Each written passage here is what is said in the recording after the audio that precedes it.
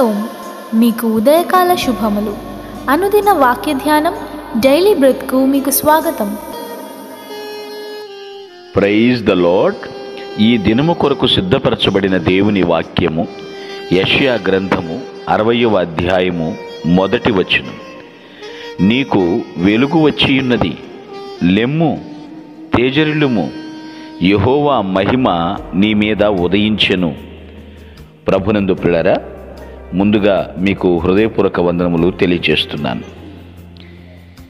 ఇక్కడ నీకు వెలుగు వచ్చి ఉన్నది అనే మాట ఇజ్రాయేలు జాతికి ప్రతినిధిగా ఉన్న యెరూషలేము గురించి, ఇజ్రాయేలు జాతికి భవిష్యత్తు ఏమీ లేదని ఇక్కడ మరికొన్ని చోట్ల కంపించే ప్రవచనాలు కొత్త నిబంధన సంఘాన్ని గుర్తిస్తాయని కొందరు భావిస్తారు. అయితే దేవుడు చెప్తున్నాడు, నీకు వెలుగు వచ్చి ఉన్నది, లెమ్ము, తేజరిల్లుము. ఆలోచించండి, ప్రవచనాలు ప్రవచించబడినాయి, అవి నెరవేర్పు క్రొత్త నిబంధనలో మనం చూడగలుగుతున్నాం.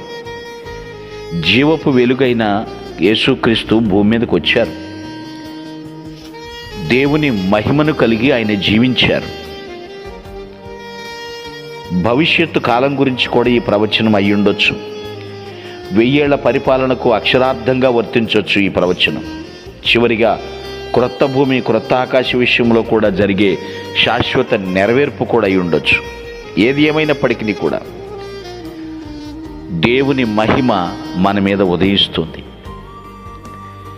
ఎప్పుడైతే మనము క్రీస్తు పోలికలో జీవిస్తామో, క్రీస్తుని మాదిరిగా పెట్టుకుని మనము జీవిస్తూ ఉంటామో, దేవుని మహిమ మనల్ని కప్పటం జరుగుతుంది.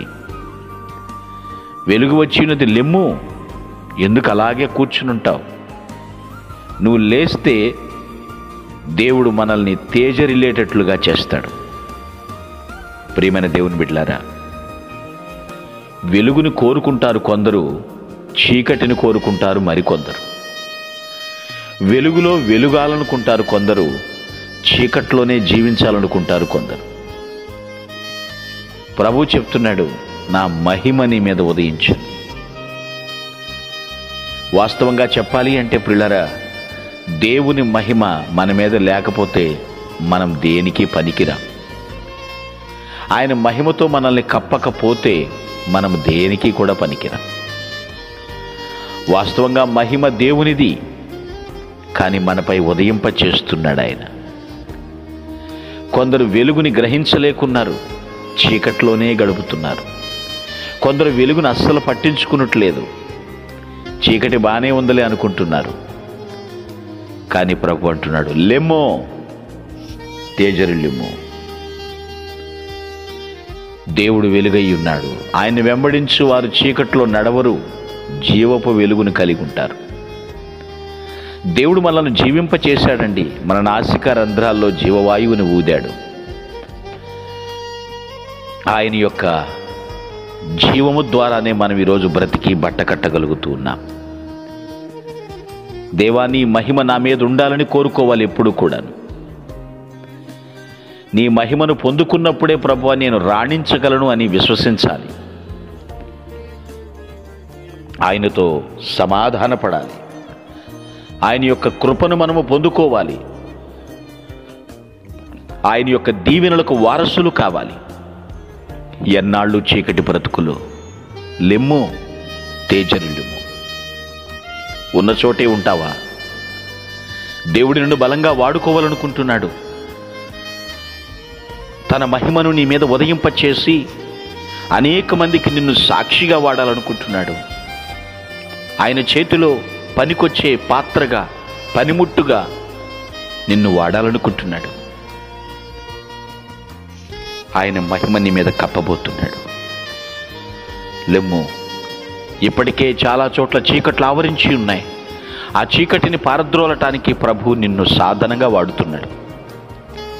నీవు తిరిగి లేస్తావా? ఆయన యొక్క ఆశయాన్ని మన ద్వారా సాధించాలనుకుంటున్నాడు. ఏ ఒక్కరూ నశించుట ఆయనకి ఇష్టం లేదు. అందరూ అంతటా మారుమనసు పొందవాలని అభిలషిస్తున్నాడు ఆయన. లెమ్ము, తేజరిల్లుము. నీకు వెలుగు వచ్చి ఉన్నది, నువ్వు గ్రహించట్లేదు. ఎన్నోసార్లు వాక్యం రూపంలో నీ దగ్గరకు వెలుగు వచ్చింది, కానీ పట్టించుకోలేదేమో. మరొక అవకాశం ప్రభు ఇస్తున్నాడు. ఆయన మహిమను నీ మీద ఉదయింపచేస్తున్నాడు. తేజరిల్లుమో, నువ్వు ప్రకాశించాలి, అనేక మందిని ఆ ప్రకాశంలోనికి నడిపించాలి. ప్రభువా, నేను వెలుగొందుతాను, వెలుగులో వెలుగుతాను, అనగా నీలో నేను జీవిస్తాను, నీలో ప్రకాశిస్తాను అని ఈ క్షణమే తీర్మానించుకుందువుగాక. ఆమేన్. Praise the Lord. ప్రభు నామమున మీ అందరికీ వందనములు. ఈ మా సందేశముల ద్వారా మీరు ఆశీర్వదింపబడినట్లయితే మీ తోటి వారికి షేర్ చేసి దేవుని రాజ్య సువార్తలో మీరు కూడా పాలుభాగస్తులు కావాలని ఆశిస్తున్నాం. మొదటిసారిగా ఈ ఛానల్ను చూస్తున్నట్లయితే మా ఛానల్ను సబ్స్క్రైబ్ చేయండి. వీడియోలు నోటిఫికేషన్ రూపంలో పొందుటకు బెల్ బటన్ని ప్రెస్ చేయండి. God bless you.